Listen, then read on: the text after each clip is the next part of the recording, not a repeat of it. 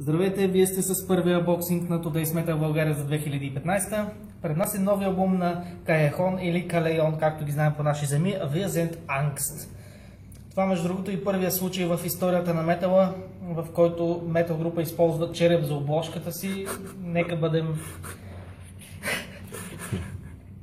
снисходителни към тази оригиналност. Какво имаме в този боксет, който струва някъде към 60 лева? Ще видите линк в описанието, откъде може да си го вземете. Първото нещо в него е този Earbook, който съдържа и два диска. Диск с албума и диск с инструментали. Готин артворк. Доста страници. Мисля, че към 60. Да не ви излъжа.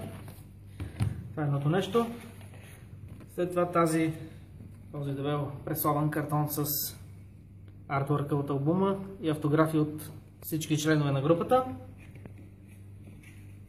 Нататък идва, как се нарича това нещо, ако знае драги оператор, този кръст се маха, пръскаш със спрей и остава техния Blitzkreuz. Този кръст, ако имате спрейове и искате да си украсите блока с нещо хубаво, това е вашия продукт.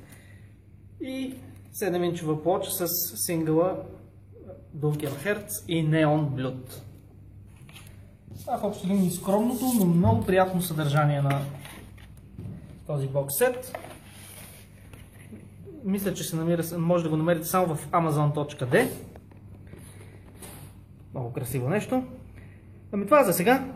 Следващия път ще ви направим един анбоксинг на Unheilig Gipfelstürmer, последния албум на групата, в който има дори повече неща.